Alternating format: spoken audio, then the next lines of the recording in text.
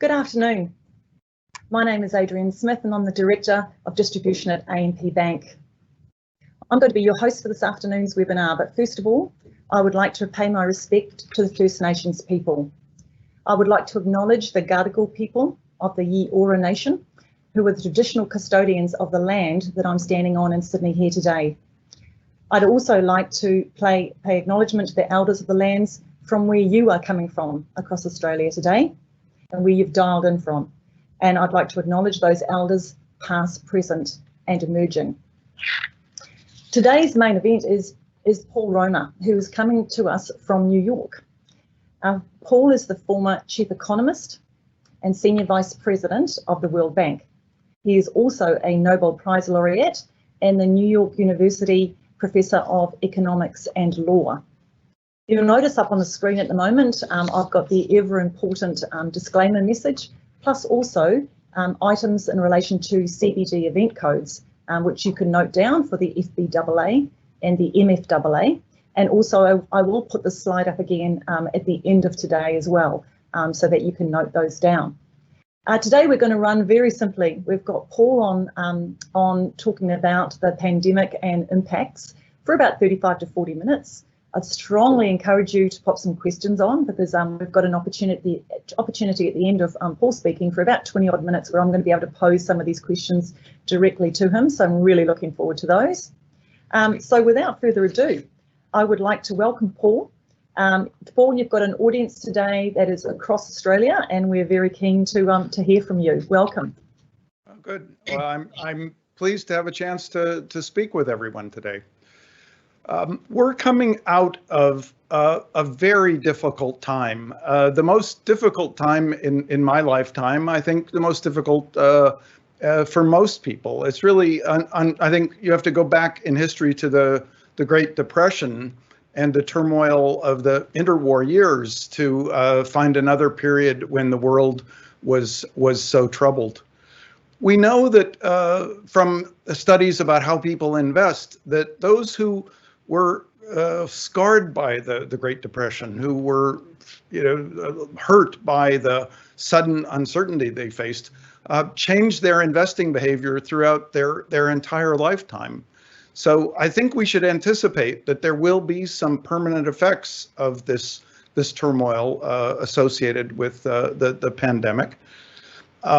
In many other countries, especially the United States, although less so Australia, we're also dealing with the after effects of the financial crisis, which took place in 2008-9. So this is a time where we'll be recovering in the next 12 to 18 months, but we should be watching for the scars and the lasting effects of both of these recent episodes. I'm showing here today a slide that I think you can now see, which was something that I was looking at to describe the situation to people in the United States. So the red curve shows the fraction of adults, 25 to 54-year-olds, who are employed. I'm leaving out people above 54 years and below 24 because if you have changes in the fraction of the population in those age groups, the total fraction of the population that's employed can change. So I'm trying to just focus on what are the trends in the adult working years. What you see in the United States, the red curve, is a long kind of recovery under the Clinton administration in the 90s, a downturn in the early 2000s, a modest recovery, an even sharper downturn around 2008-9 in the financial crisis, the long climb back during the Obama and the first 3 years of the Trump administration, and then this very sharp drop associated with the pandemic in 2020. So the scale runs from just before the 90s up through the present on the horizontal axis. On the vertical axis, it's a measure of percentage that's roughly 70, 65, 70, 80, 85%. Now, what was striking to me when I looked at Australia was not so much that you had a less severe downturn during 2020, because I know that Australia had managed the pandemic very well. But what surprised me is that the long-term trend here is one of increasing participation in employment in Australia. Whereas in the United States, what we see is this sawtooth pattern where it goes back up during a recovery, down during a recession. But each time in the recovery, it doesn't get back to where we were before. So we're seeing a steadily declining fraction of the adult population that is actually engaged in work. We know some of the details about this. If you look and ask, well, is this people who are so affluent that they're just taking time off? And the fact is, no. Many people who are affluent, most people who are affluent have a work ethic and an ambition, and they find meaning in their work, so they stay very engaged in work. What we've been seeing in the United States is that large numbers of people who are early in their careers, who have less education, who are at the bottom of the wage distribution, are simply giving up on work because the returns to work are so low. So we've created a market economy which leaves some people with so little in the way of opportunity in the labor market that they just give up. And for reasons that I don't know, because I first noticed this about Australia today, Australia has had just the opposite pattern. Now, in the United States, we've been through not just these two economic shocks, but also some very serious political turmoil, frightening political turmoil, frankly, including this riot that involved this attack on our seat of government.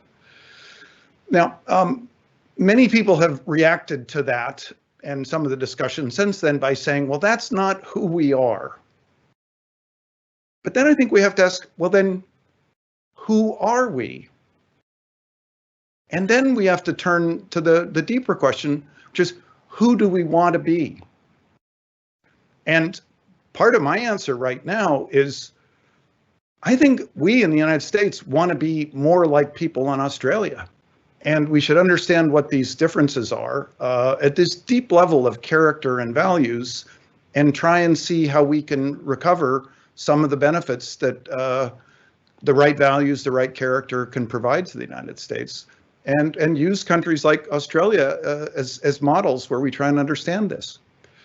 There are people who do surveys. For example, they go out and they'll ask members of the population, how important are various traits for your children? How important is it for children to be have a particular trait? One, I just looked very quickly today, and one simple question is, how important is it for children to be unselfish? 40% of Australians say this is an important trait for children. 28% of people in the United States say this. So there are some non-trivial differences here. But the kind of part of what got me thinking about this was trying to understand the difference in the Australian response to the COVID pandemic compared to the response in the United States. There was a recent article in the newspaper here in the Washington Post by someone who's based in Australia who was trying to tick off some of the differences that he could see.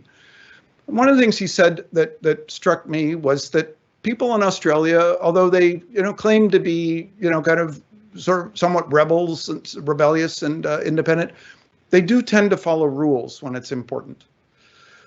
Then he went on and said that one of the things that the government in Australia did was use the police force and the army or the military forces as part of the kind of the key actors in addressing the problems of the pandemic. And see, he went further and said that the police and the military forces have come out of the pandemic with a better reputation, with more respect, more legitimacy than they had before, which I take it was a relatively high level. This, I think, is actually very telling. There's a colleague of mine who has a daughter who's in the US Navy. She told me that in the Navy, they teach people the following mantra: ship, shipmate, self. Your job as a sailor is first to protect the ship. Then you protect your shipmates. And then only third do you think about trying to protect yourself. There's something about that spirit which is characteristic of organizations like the military, like the police, organizations that have a mission and a purpose, and a sense that individuals are not just there for their own, satisfaction, their own pursuits. They're there to contribute to something that's larger than themselves. This, I think, turns out to be a very good way for people to find meaning in their lives, to be part of something that they think is valuable, that is larger than just their narrow concerns. But it also turns out, I think, to be very important when a nation has to confront challenges of the magnitude of the ones we've seen with the pandemic or the financial crisis. So let me just explore a little bit more deeply this issue of protecting the ship as opposed to just thinking about oneself. There's been a fairly sustained, very aggressive campaign in the United States and in other countries influenced by the United States that started primarily amongst a community of economists from the institution where I got my degree, the University of Chicago, which argued that self-interest was all we needed to have a great society. You don't need to worry about the ship, don't worry about the shipmates, just do what's good for yourself. That's all we need. As part of that message, there was a mantra repeated over and over again that the government isn't the problem, the government isn't the solution, the government is the problem. So over time, we've undercut the capacity of our government to do its job, and we've developed values, I conjecture, that celebrate selfishness, that no longer put such a premium on the lack of selfishness, and which no longer commit to these notions of serving some larger purpose, being part of a larger group of people who are working together to achieve something. This is the sense in which I think that the United States may actually need to understand what's different in other countries, in particular in Australia, and think again about how we can return back to that kind of balance between the self and the ship and concern for our shipmates. The graph about participation in the labor market seems to me to be a very good indication of how well we're really caring for our shipmates, because like it or not, one of the ways that people find value in the modern world is through their work. Much of their social connection comes from work, much of their sense of meaning, their purpose comes from work. There are conjectures about what it might be like to live in a world where work is not so central to our lives. But I'm very skeptical that will actually happen.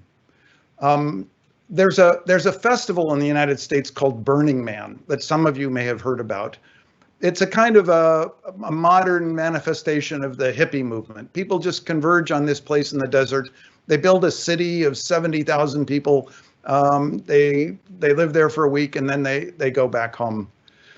Part of the ethic at Burning Man is that you don't use money and you don't even barter. When you come, you have to have a plan for what you'll give to other people, and then they come with a plan about what they'll give. So people have to go there. It's the desert, prepared to survive on their own, but they can also take advantage of all of the things that others are giving. People set up coffee shops or places to take naps or places to get a shower to wash all the dust off. But they do all of this as a gift to the community. So So what do people do when they decide they want to go on this new kind of adventure in the desert for a couple of weeks? They actually do work. They often do a different kind of work. Many of them volunteer to be part of the security forces that keep it safe for 70,000 people. Many people put a huge amount of effort into building pieces of display art, sculpture, these very large constructed sculptures. Others set up these coffee shops or these places that provide other services. But the way they get meaning, the way they enjoy themselves, is to work in a different way, not for pay, but to do something that they think is valuable and to do something that other people find valuable, that they appreciate. So I think one way or another, that kind of work in the sense of doing something that you find value in and that others find value in will always be with us. And people talk about how, oh, the robots are coming and there isn't going to be any work. But think about it. Do you know a single school where the principal would say, oh yeah, no, we couldn't use any more teachers. We couldn't use any more teachers' aides. We couldn't use any volunteers from parents. We're just doing as good a job as we could possibly do. I've never seen a school that said that. I've never seen a hospital that said that. A university, a government agency, a church. All of these organizations could use more people who can contribute. And I think one of the core principles we have to understand is that everybody can contribute something. So we need to arrange our society so that everybody can contribute something, and everybody does contribute something. And the rising employment trend that I see in Australia is a sign of a society that has got this right.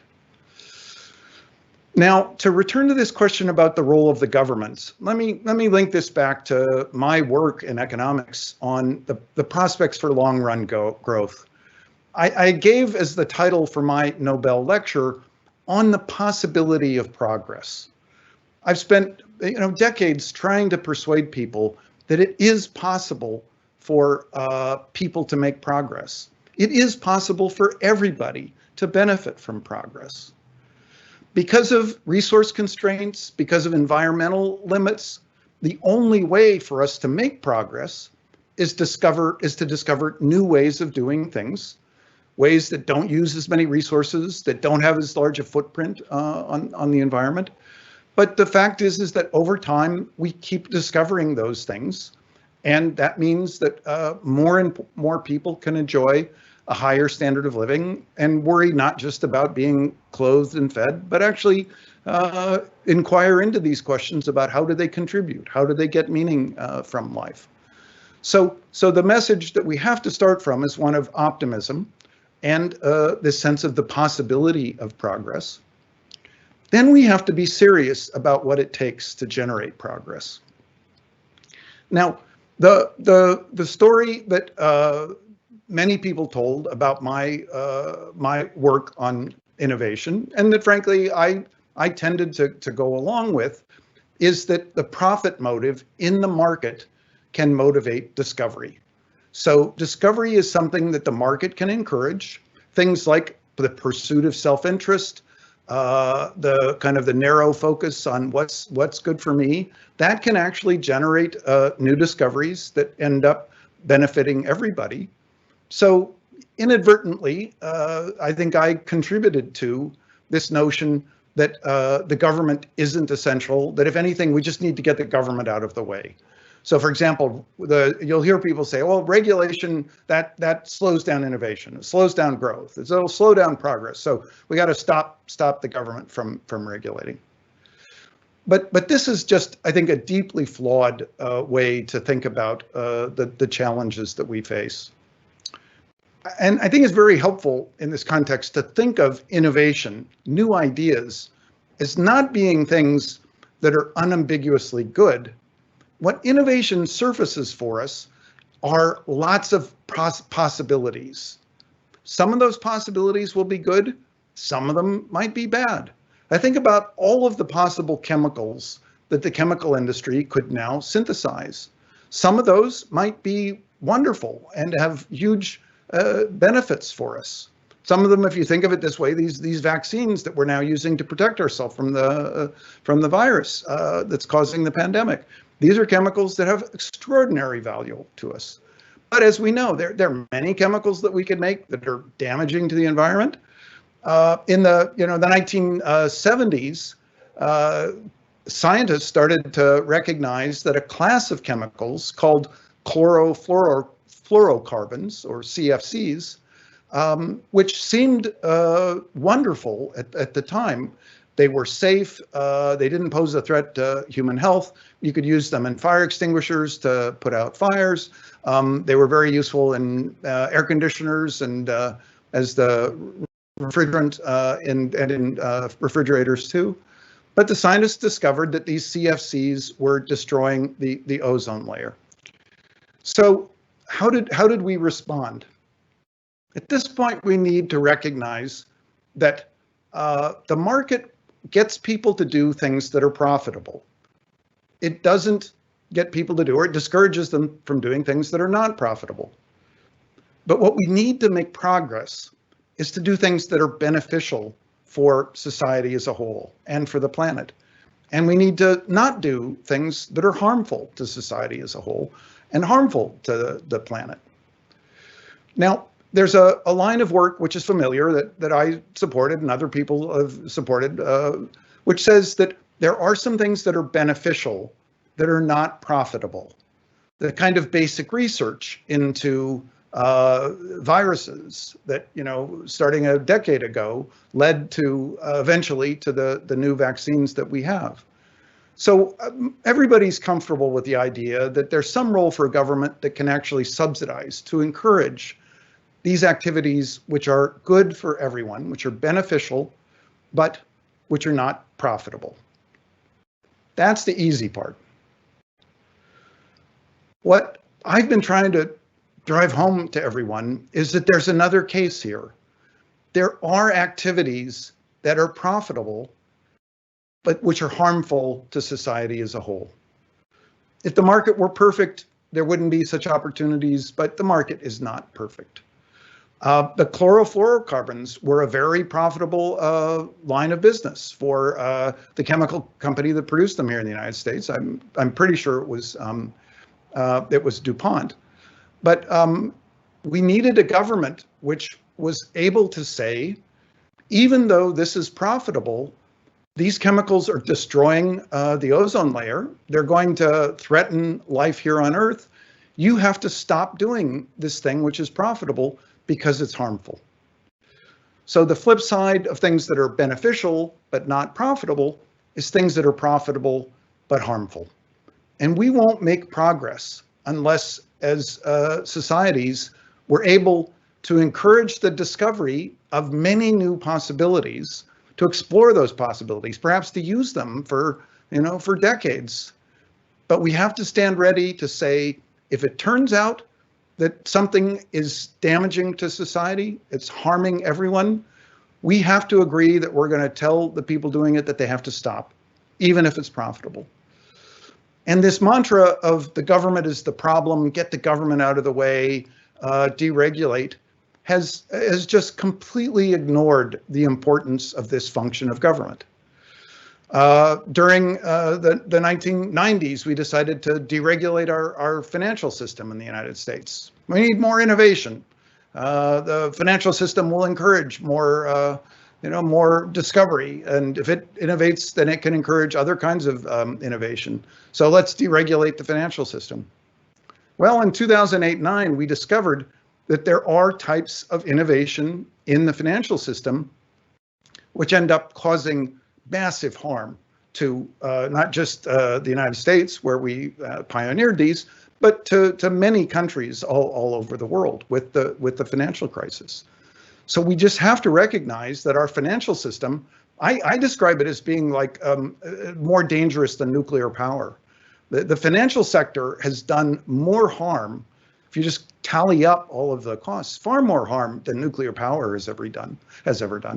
But yet we regulate nuclear power very, tightly. We're very worried about that. But we've been on this trend where we've just been accepting the idea that the financial sector can do pretty much anything that anybody in that sector wants it to do. And if we really care about the ship and our shipmates, we have to stand ready to say, you know, we can't take that attitude. We can't let anybody do anything just because it's profitable, because some of those things turn out to be very harmful. We had another episode like this in the United States with one particular company that was promoting a narcotic-based painkiller. It decided it could make a lot of money selling narcotics and figuring out a very sophisticated advertising campaign to get doctors to prescribe a bunch more narcotics. They claimed that we're not addictive, but this was just dishonest. There was a whole wave of deaths in the United States from overuse of these particular compounds, because there were some people who were willing to make a profit at the expense of others who were less savvy, less able to protect themselves from this kind of predation. So we in the United States need to recover this commitment to the ship, whether we define the ship as our nation or the planet, and we need to build a kind of set of values that say we have to support the ship, and we have to worry about our shipmates. We can't accept a market economy which is making it just unattractive for people to even try to get jobs, to start in the first step on a career ladder that leads to more skill, more compensation from one job to the next. So we need to recommit to what kind of society we want to have and use our government as our tool to work towards that kind of society. And as I suggested in the beginning, I think we need to think about the government and this collective decision, not just as something that we do through laws or mandates. We need to think about using the leadership that the government can provide and other people in the community can provide to actually try and encourage certain kinds of values, the kind of values which are encouraged and taught within something like a military organization. You can go too far with encouraging people who only think about obeying orders. I don't think in the West that's our biggest concern. But you can go too far in the other direction where nobody feels like they ever have to do anything that anyone else tells them to do. No one feels like there's some other people who have to make some decisions about how we're going to behave collectively. And then we all have to do whatever that decision, we have to follow that decision. So I'd be very curious to look at things like the survey questions, the other indications about the evidence, and see where Australians are compared to the United States, see where other countries are on this dimension of accepting the notion that there's something that's more important than each of us, and relying on the government to do the things that will benefit us all, benefit our shipmates, not just ourselves, and protect the entire nation, protect the entire world in combination with other nations. It wasn't so long ago that this was a kind of a well-accepted point in the United States. Under Ronald Reagan, the Republican administration took the initiative to ban chlorofluorocarbons in the United States, and then to get all of the countries in the world to sign a treaty which bound all the other nations to ban chlorofluorocarbons. And the ozone layer is recovering because of those actions. This was not a controversial step back then.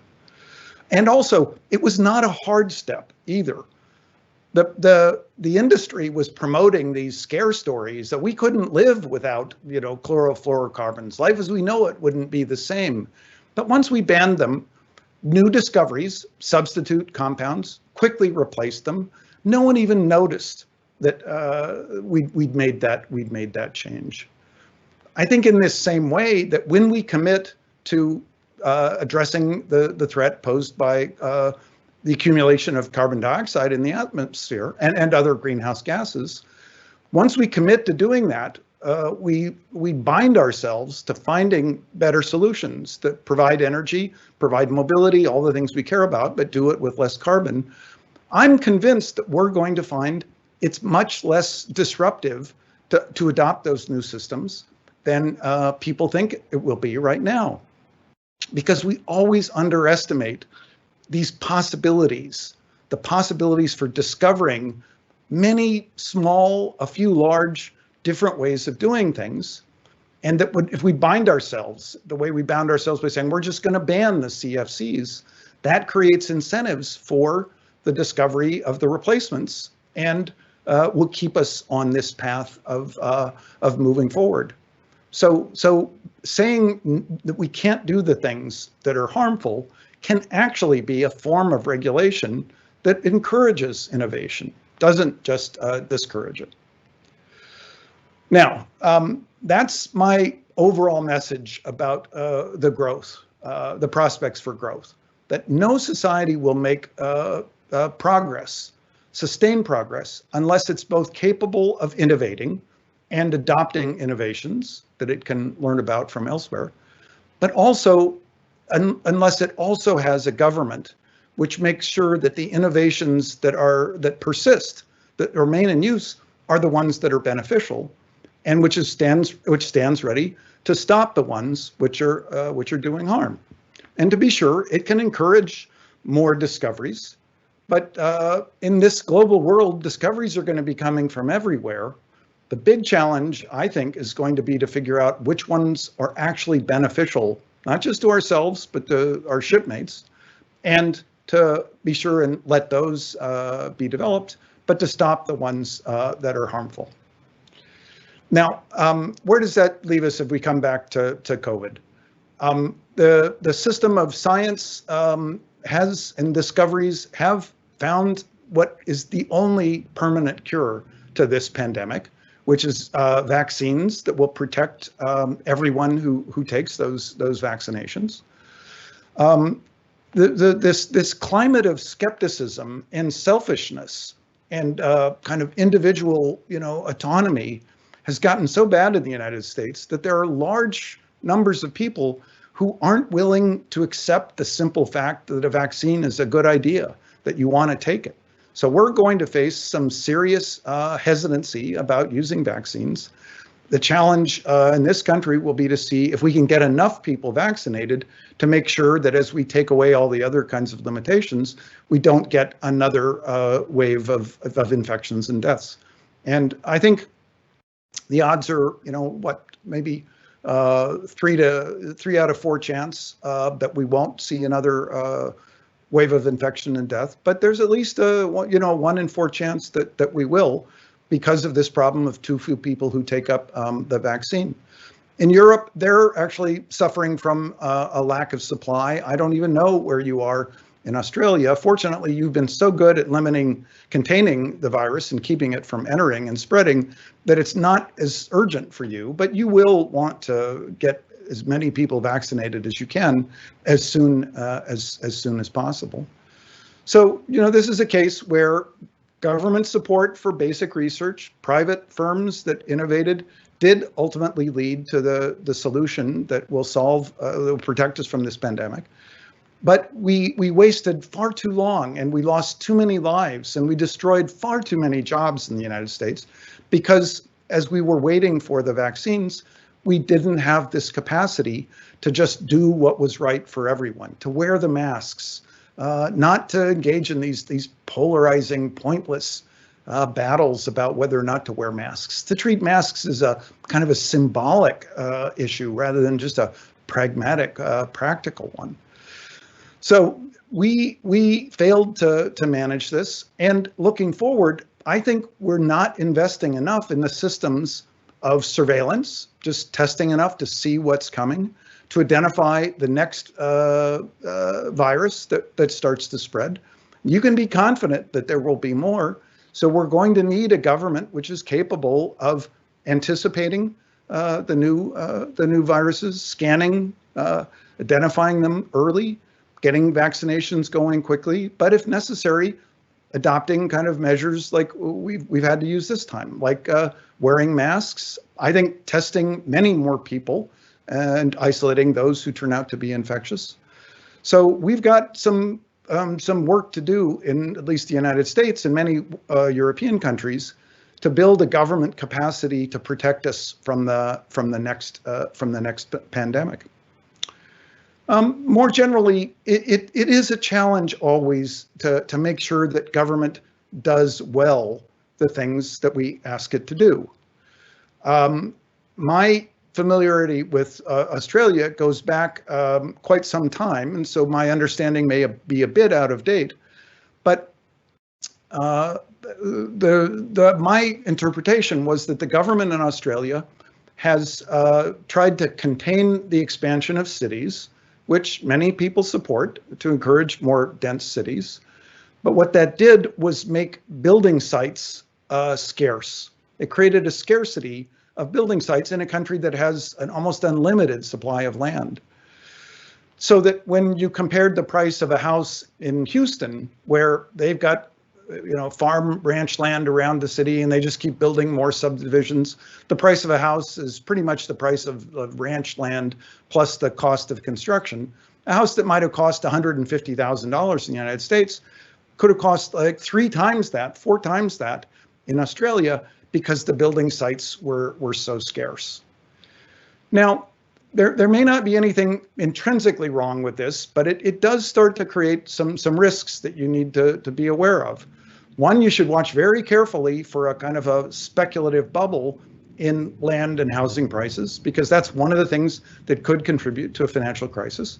And regulators all over the world have learned that lesson from the 2008-9 crisis. The other thing I think Australia's society is going to have to think about is how do you make sure that each generation has a chance not just to have a job, but to own a home. And if the purchase price of homes is so high because of the scarcity of sites, this could start to become a source of inequality and social tension that I think as a nation you'll have to deal with. When I visited some time ago, my reaction was that, in a sense, Australia has its own versions of, say, New York City and Los Angeles, very desirable places to live, very expensive housing. But what Australia doesn't have is its own Houston. If you tried to turn Sydney or Melbourne into a Houston by just allowing some kind of massive expansion in real estate development around the cities, one of the problems you'd face is that the price of the existing homes might go down. These building sites that were scarce before might not be as scarce, and so the value could go down. This would be a shock to people's balance sheets. It could cause the value of homes to be less than the mortgages. You could have a financial crisis. So you got to be careful not to perturb the existing system.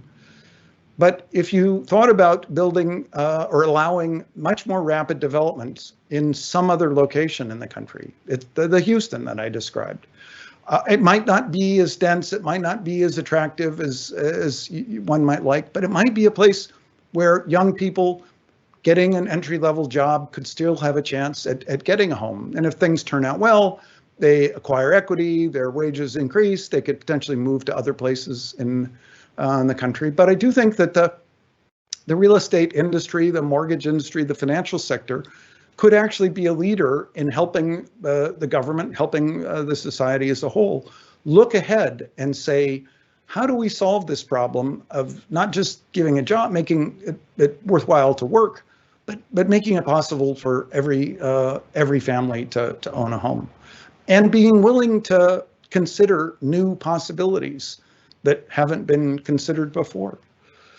If I go back to this story about why progress is possible, but why do so many people believe it's not possible? The deepest problem is that people often lack imagination. We can't even imagine something that's unfamiliar. And it's hard to imagine having another, major city of millions of people that could develop just somewhere, maybe somewhere just entirely from scratch in Australia. But if you start to think about it, it's possible to imagine such a thing. Now, it might not be desirable. That's a perfectly reasonable kind of question to ask. But at least commit yourself and encourage others around you to recognize that more things are possible than the things that are familiar. There are more ways to move forward than just continuing basically business as usual. But to conclude, based on this evidence I've seen about how Australia has managed the pandemic and created opportunity for really for all members of society, I have no doubt that you'll solve this problem. And my challenge going forward is to try and help people in other places, like the United States, to understand what's different and to have the imagination to think we could get back to that kind of world where people were committed, not just to themselves, not just to their families, but also to a larger purpose, to things that are good for society as a whole, things that are good for the entire planet, the entire world. And if we can do that, we can make progress in material sense, but we'll actually be making a more important kind of progress, which is progress at the level of who we are and who we want to be. And that's the kind of progress that I hope for when I think about the world that my grandchildren will live in. Thank you. Thank you so much, Paul. This is, I think we'll call this Thought-Provoking Thursday. You have covered a lot of material. I've got about a dozen questions here. We will not be able to get through all of them, but I'll kick off with a couple and we'll see how we go. Sure. And they're all, can I say, Paul, they're all very different. So I'll start with one. Initially, when the pandemic started, I think most people would have thought 3 or so months. 1 year later, and many governments, massive amounts of stimulus in the billions and the trillions. What do we see if these vaccines don't actually have the expected outcomes? Yeah. Well, first, let me just kind of make a clarification about the facts. I think the public voices from not just the leaders, but also from the health professionals, the scientific professionals, the public messaging suggested that this would be over soon. But there were many of us who recognized right away that this was going to be at least 12 months, probably more like 18 months. I wrote an op-ed about this on March 28th because it was just clear as could be that we were not going to solve this problem in a fundamental way until we had the vaccines. And I could tell that we had no plan for dealing with the interim. And that means that we had no plan for dealing with the possibility that we wouldn't get vaccines, which was a real concern. We have viral diseases like AIDS that's caused by HIV, where we still don't have decades later, we don't have a vaccine for it. And this is one of these places where I think the failure of imagination just kicked in. In a country like Australia, where you get the numbers down so low, the only thing you need to do is just test everybody who comes in, quarantine them, watch them. As soon as you find a positive case, if they've already gotten out and exposed other people, go trace every single case. I heard somebody describe this as you treat an infection like it's a murder. You just devote a huge amount of resources to investigating the circumstances when you find one. If you can get to a low level of infection, that's a solution, and it's the traditional one that public health officials have recommended. But in the United States right now, we have like 2.5 million people who are infected at this moment. We say we're never going to be able to trace all of their contacts. It's just impossible. But what we failed to do was anticipate a different system. Like out of 330 million people, we got 2.5 million who are actually infected that are causing the spread of the pandemic.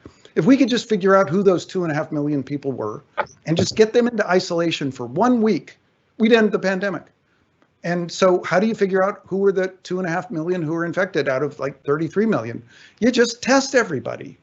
And this wasn't something that we did in previous pandemics, but that was because we didn't have the tests to do this in the past. And for reasons that still puzzle me, there was this total resistance amongst the old line public health community to trying something new, to imagine something new that we couldn't have done in the past.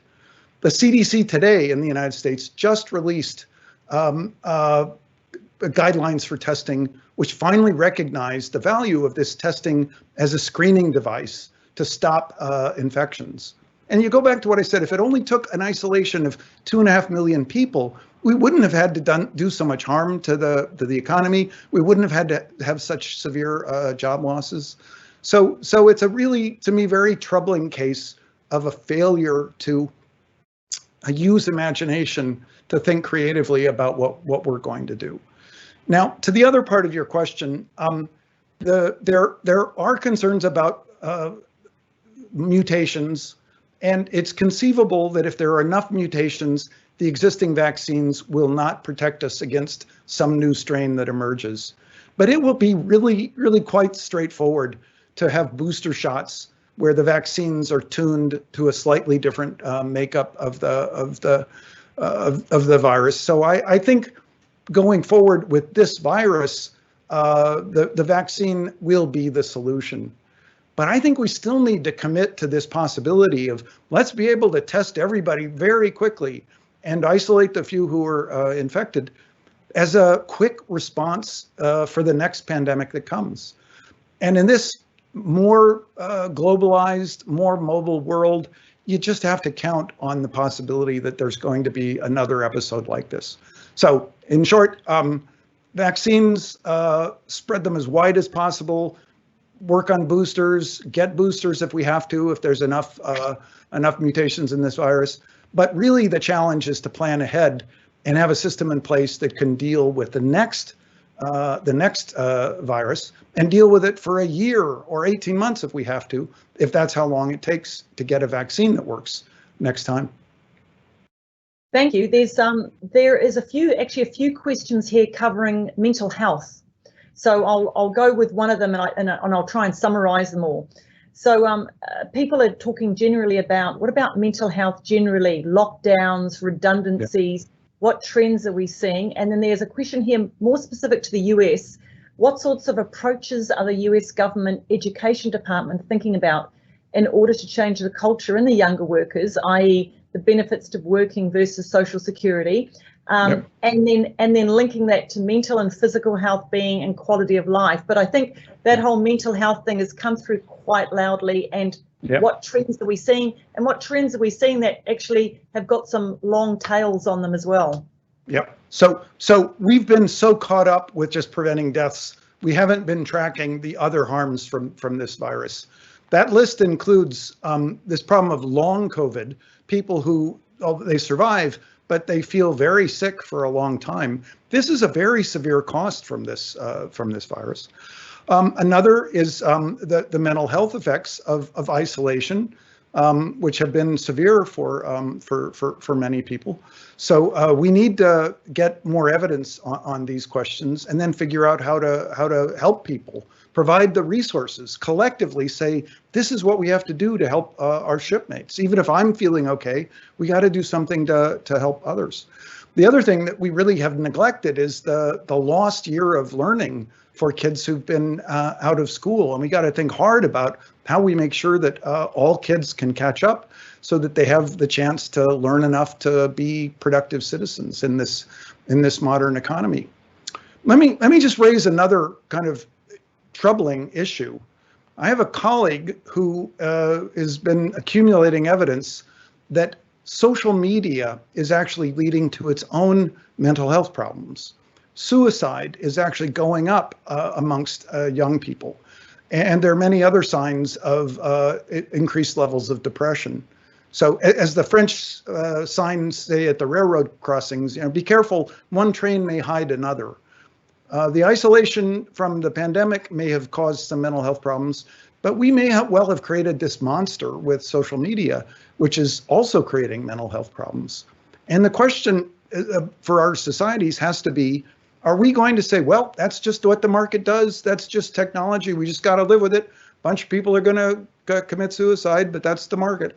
Are we going to say, this is like chemicals that are destroying the ozone layer?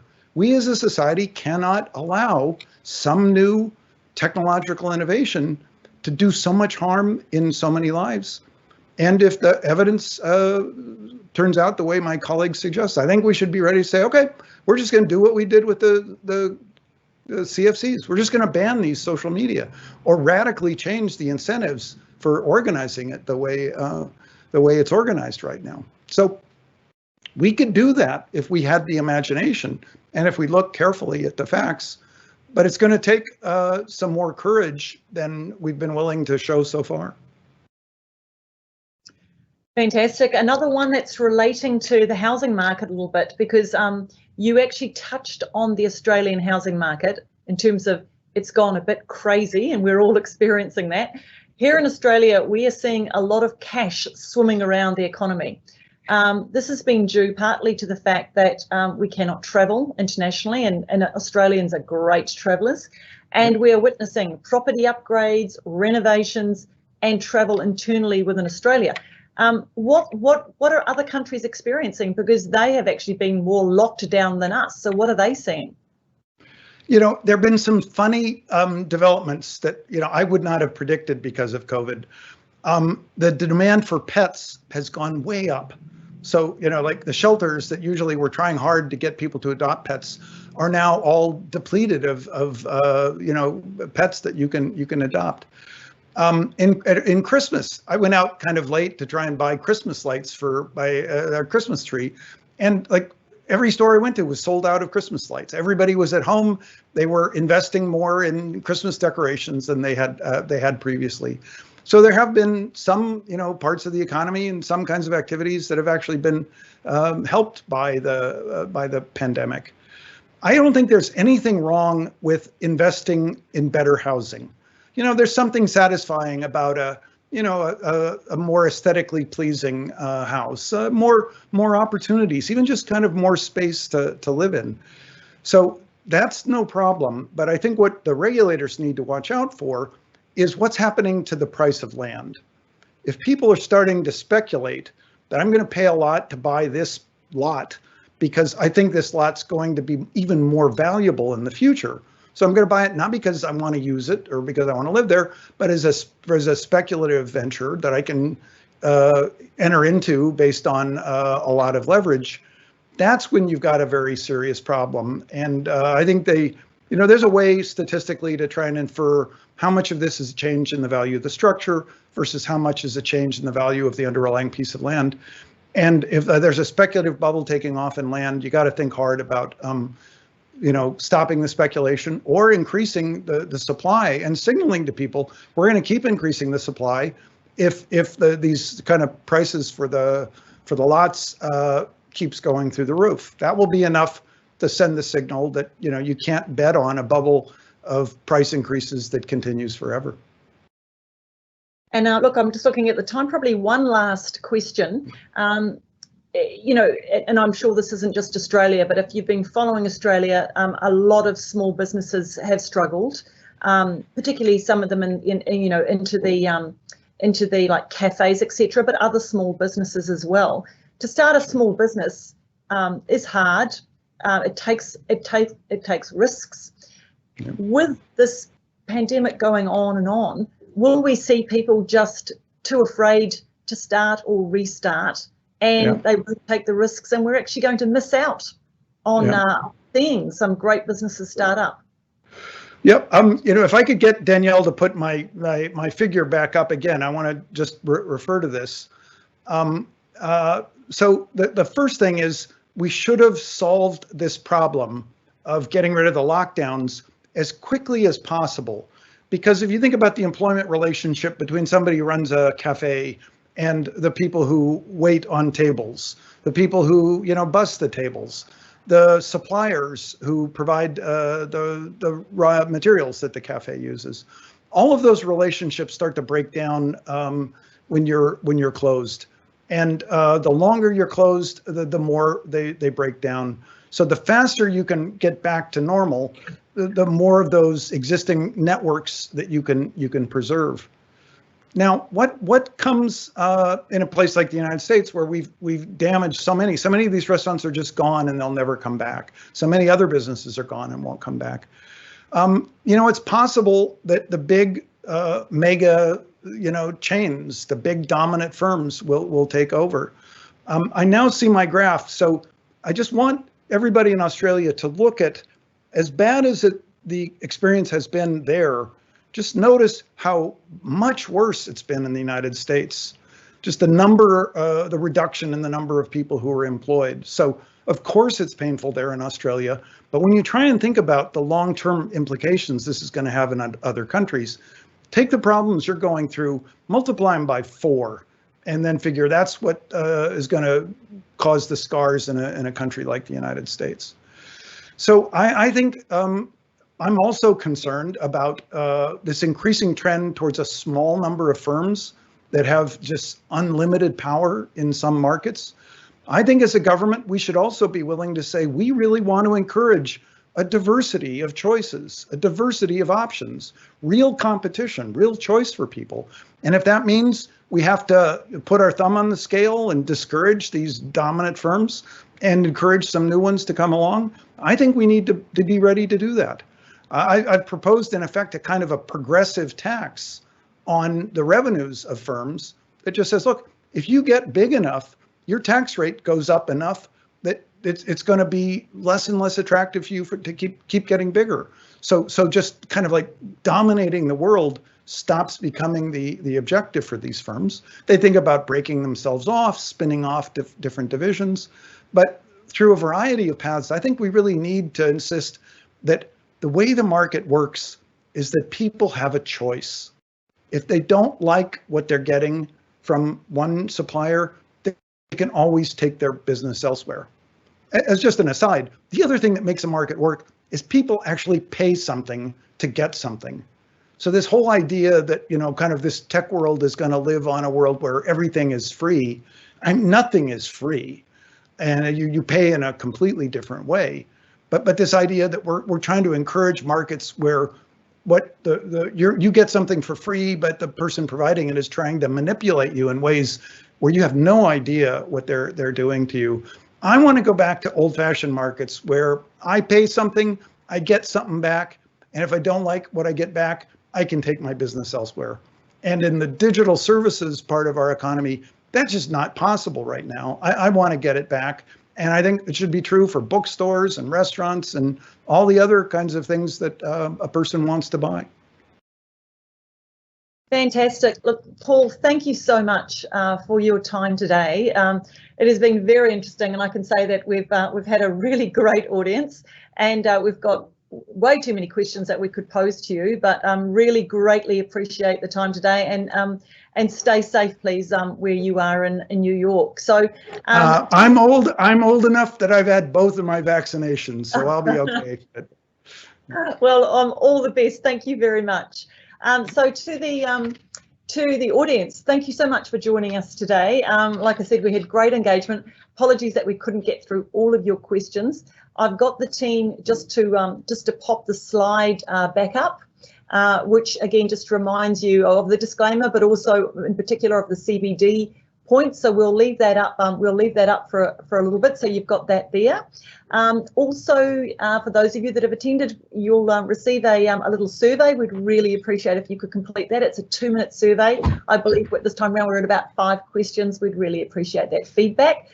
Today was the 3rd webinar in our series, so we've got already planning for the 4th one in a couple of months. We're looking at that one to be a very credit focused one. We will definitely also cover off any enhancements around processes or any changes in ops, etc. So we'd be very keen if you can also attend that. Thank you for your support and thank you for your continued business. I hope you have a great Thursday afternoon, and please stay safe. Thank you.